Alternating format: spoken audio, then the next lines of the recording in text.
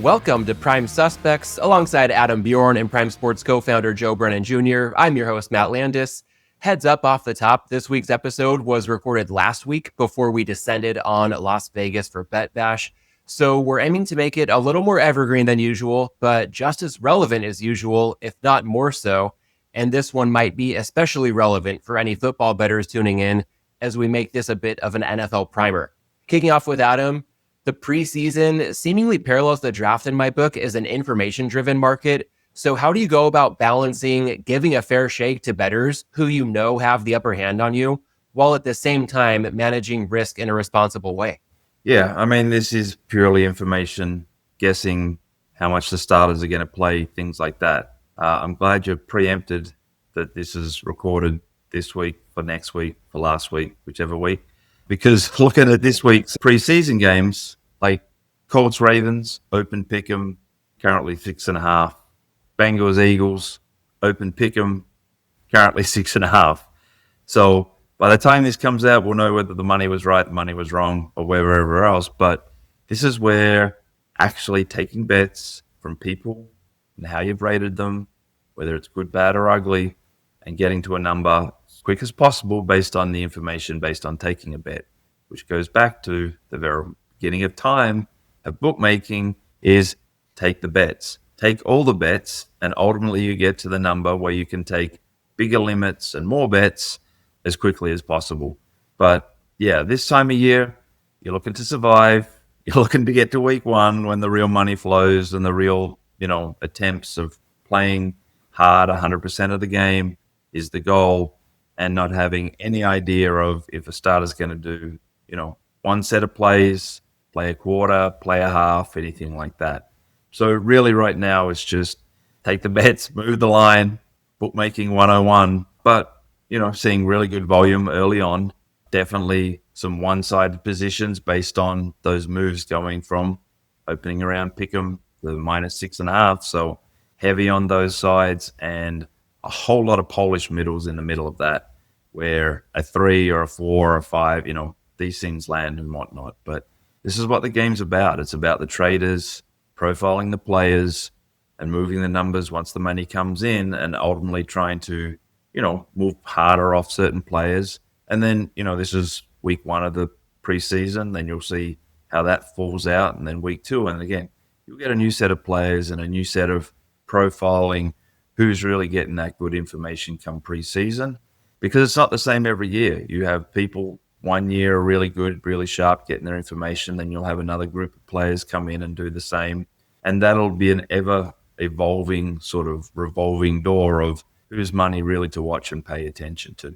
And expanding on the notion of those potential middles when a game opens pick'em and soars to 6.5, and also expanding on a brief tangent we had a couple weeks ago, part of the reason those middles might be so live is because preseason games differ from the regular season in the sense that we're much more likely to see 0, 1, or 2 as margins of victory, or in the case of 0 ties, with preseason games no longer having overtime as a possibility. So, Adam, with those regular season dead numbers, if you will, much more in play in the preseason, how, if at all, would you say you account for that when it comes to pricing half points for bettors to buy or sell, as well as point spread to money line conversions for games lined between, say, 1 and 2.5? I think I'm even seeing Circa posting spreads of half point, presumably given that increased likelihood of ties. So with all of this in mind, how do half points and money line conversions differ in the preseason compared to the regular season, if at all, on your side of things? Yeah, on the conversions, not so much, but definitely not getting so hung up on being 3 -20, -30, -40, just going to 3.5 and moving those numbers. From what I'm seeing, there's just a lot more full point moves on a real bet.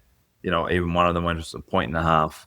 So the early action, the right player, they're just trying to get it into that spot. And then ultimately, once you push that number out and you feel that buyback coming back, then you're just realizing, okay, this is the number. But I don't think they're getting too hung up. I guess it's kind of like trading the college football a little bit. Those numbers have a little less significance. So the preseason, we know they're going for the twos. Well, there's no more overtime, things like that. So I'm not getting too wrapped up in the numbers from the way I'm seeing the lines move this week so far. Joe, want to bring you into the fold as well. What's catching your attention in the NFL betting markets as preseason picks up steam?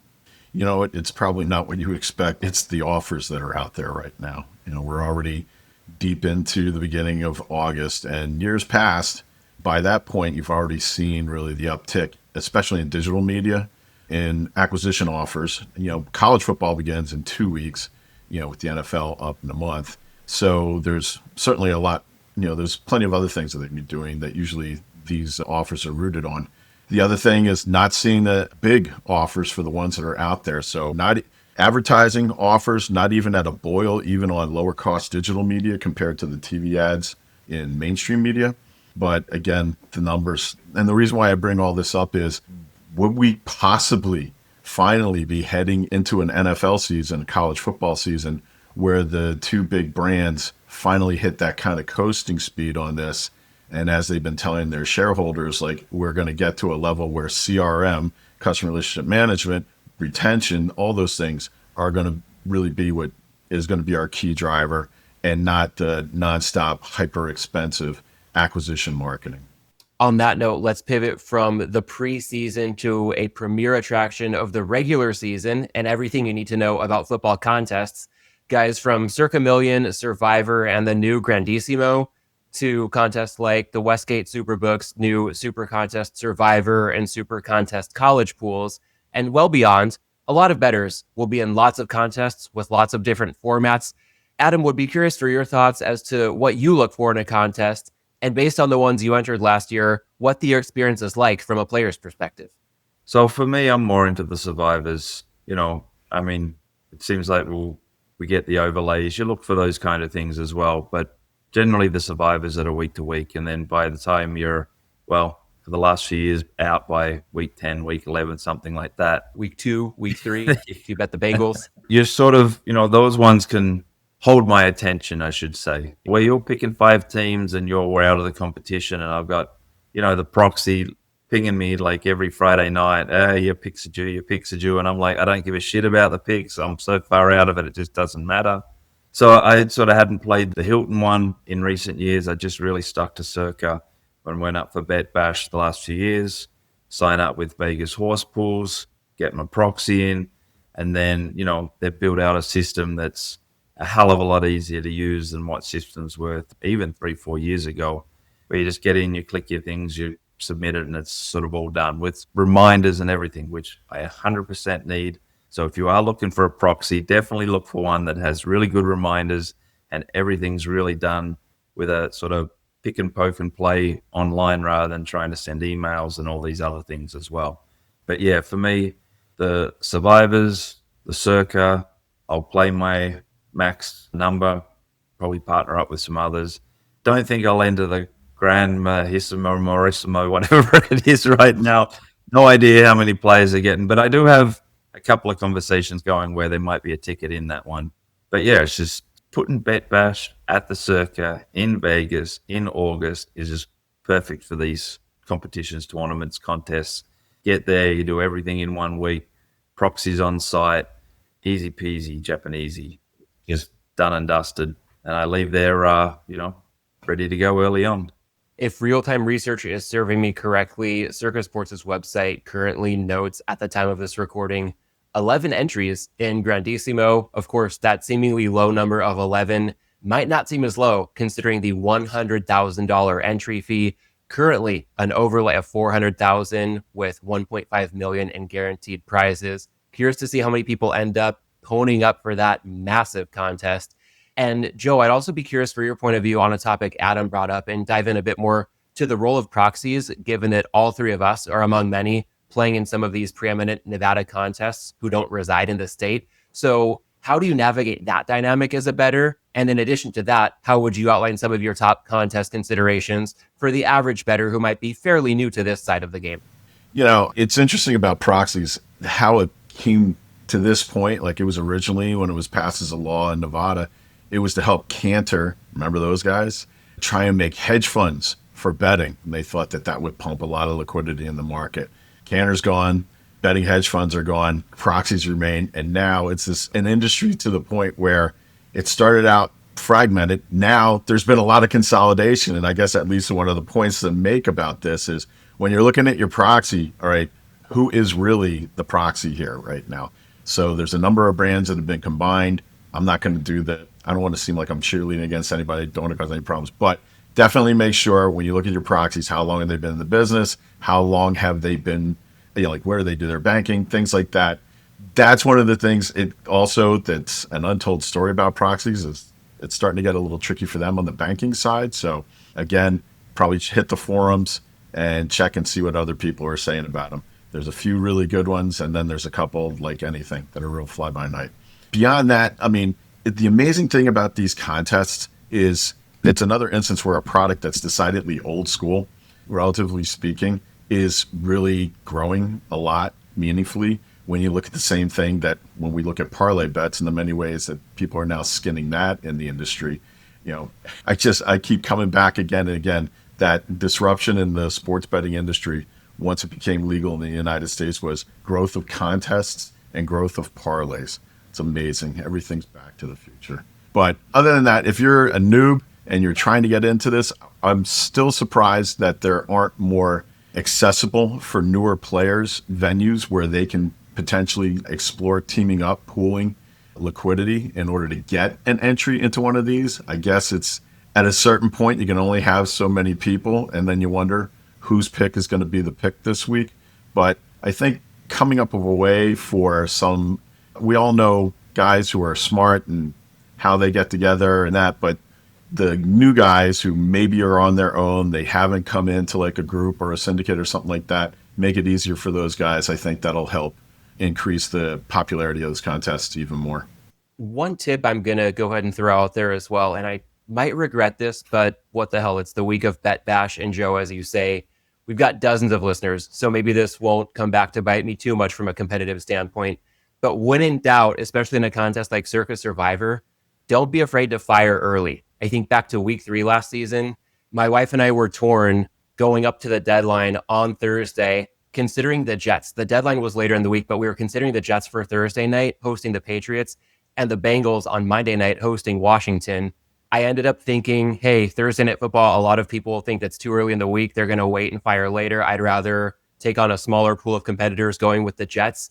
And sample size of 1, so don't want to read too much into it, but the Jets beat the Patriots comfortably, and the Commanders upset Cincinnati and doused a lot of entries.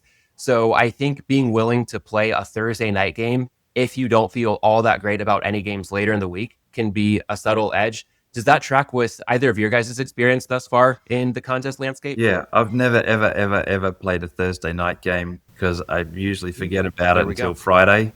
But then I look back Friday and think, oh, shit, that was the game to play for the week. It's a Thursday night. So, stay on top of your game. Make sure you are using the full schedule, unlike what I clearly miss weekly. But yeah, definitely keep an eye on those Thursday night games. And as you sort of laid it out, Matt, it's an opportunity to sort of use the whole schedule, get your Thursday night in and then let everyone else sweat it for the rest of the weekend. And from sweating those contests over the weekend to sweating outcomes determined by the players and teams on the field, Joe, a lot of noise across the sports media verse this time each year.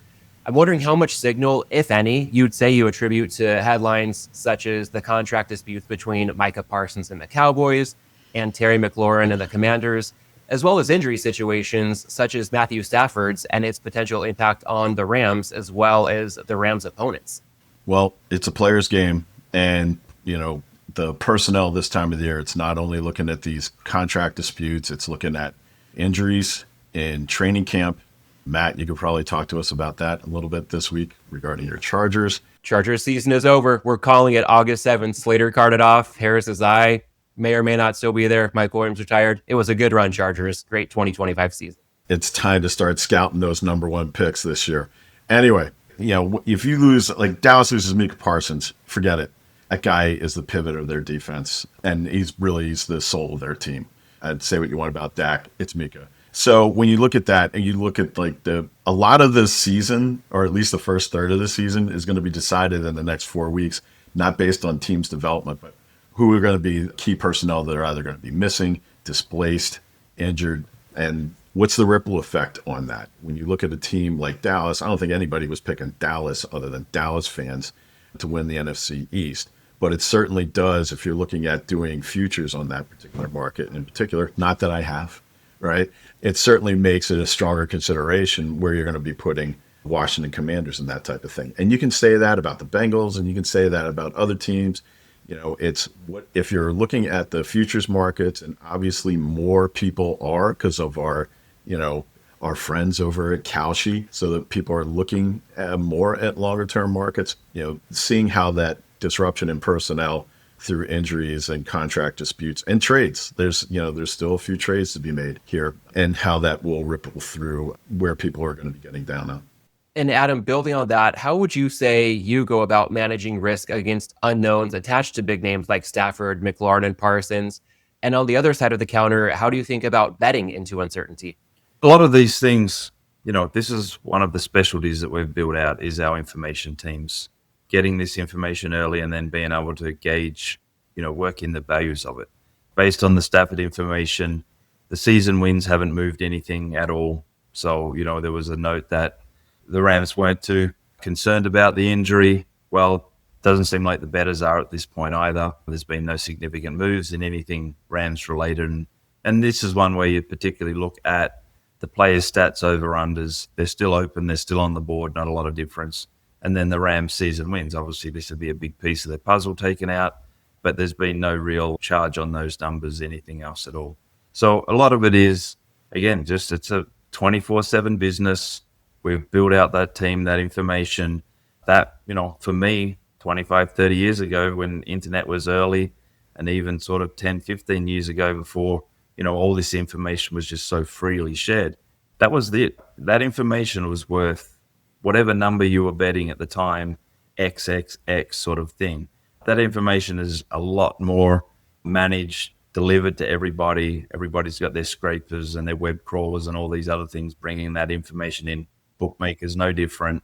So you've really just got to take it in and then sort of gauge where the bettors are overreacting on it, where you'll see a line really move sharp, and then from the recreational side, and then you'll see the sharp money coming back in against that information.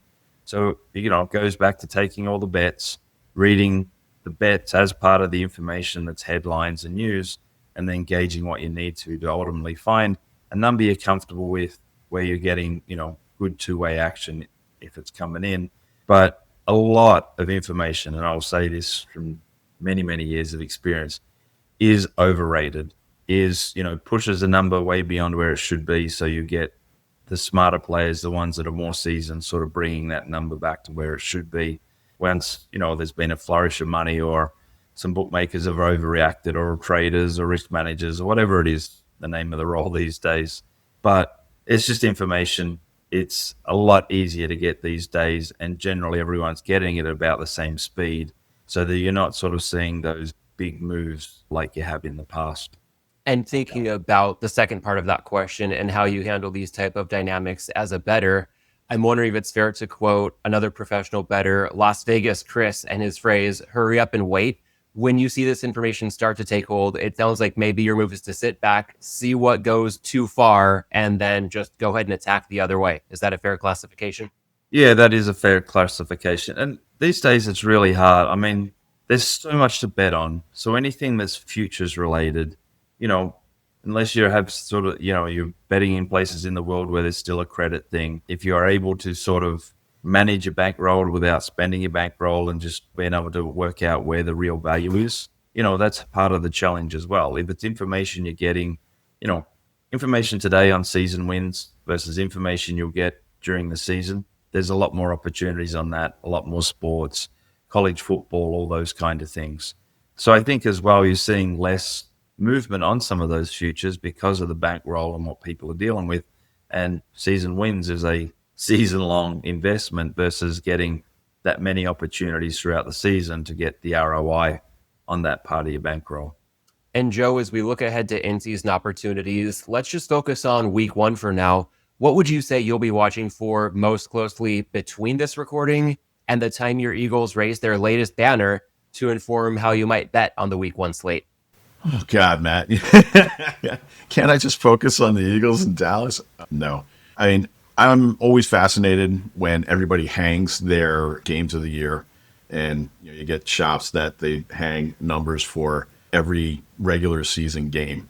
And it is interesting to see early on, like the first few weeks, they barely ever move. But I do like to see what the closing line is on those things, to see just how much the information that comes out of preseason informs the markets going forward. I mean, because that's the thing, is looking at preseason results, looking at the way, I mean, there should be all low scoring games because the defense are the only ones who are throwing their real stuff out there. The offenses are hiding things. There's not much that you can, if you're being honest, there's not much you can really tell about these teams other than they have, depending on the number of players that they have and coaching staff, they have continuity, they're healthy. And so that's kind of a boring stat. Obviously, the personnel changes one. That is something that, at least from a perception thing, is more likely to move markets. But it is interesting to see just how, like, when you get to that, like to watch like South Point, who had posted all of their games for the year, and see, okay, just how much they adjust right before kickoff. I'm trying to connect what you just said to one more memory I have as a Chargers fan. I'll look to keep it relevant here beyond Chargers fans. I just feel like this is a trauma session for you right now. And we'll see what happens between this recording and the time the episode actually airs. Hopefully Justin Herbert is still in one piece. But in 2000, the Chargers went 1-15. I believe that same year, led by Ryan Leaf, they went 4-0 in the preseason. Fast forward a few years, 2006, 0-4 preseason, 14-2 regular season, number one seed in the AFC. We won't talk about the Patriots divisional round game or anything that happened after they got that top seed. But to your point, not reading too much into preseason results when it comes to regular season expectations. No matter how much we say it, I feel like there is going to be a lot of excitement across the betting landscape to go ahead and read a lot into what we see over the course of August. And Adam, based on what we've seen so far in August and even into July when training camps got started, what would you say is the most exposure you're seeing looking at the week one board, as well as futures markets such as Super Bowl, conference, and division winners? Yeah, on the week one board, and I think it's the biggest moving game, was the Vikings open +1. They're now -2. That's the biggest exposure that we have across the board at the moment. All the others are generally fairly well balanced, but that, I guess, first Monday night game right now, 80% of the money is on the Vikings, and that's a standout one when looking at the board. When it comes to the futures, Pittsburgh Steelers, absolute standout, looking at the numbers as a bad result. The other ones, Buffalo Bills, especially by the master players. Minnesota Vikings again, got a bit of exposure there. And then to win the AFC again, the Steelers are the standout there by far. And in the NFC, Rams a little bit, and the Vikings again. So, it seems across the teams on the Super Bowl and that, and then on the divisions, it looks like Buffalo Bills was a big spend there. It opened, I think, mid-200s, and it's up around 400 now. Rest of the divisions are fairly well untouched. But again, this goes back to managing your bankroll and how much do you want to spend on these things at this point in time. Sometimes these teams are, 40, 50 to 1, and you can wait till halfway through the season. They're still 25s and 30s, and that money is better well spent at those odds at those times. And you've got to see a bit more and see how it sort of plays out. But yeah, that's what we're looking at right now. But it's a long season. Pittsburgh quarterback may have some issues along the way. Who knows? But yeah, it's take the bets and ride the wave. And on that note, with a long journey ahead of us with the NFL season to come, we will go ahead and tie a bow around this episode of Prime Suspects / Chargers Therapy. Thank you all for humoring me for a bit when it comes to my homerism. And to the audience, thank you as always for tuning in. If you're listening from Bet Bash, please join us for a drink at the Legacy Club or a sandwich at Saginaw's, or better yet, all of the above.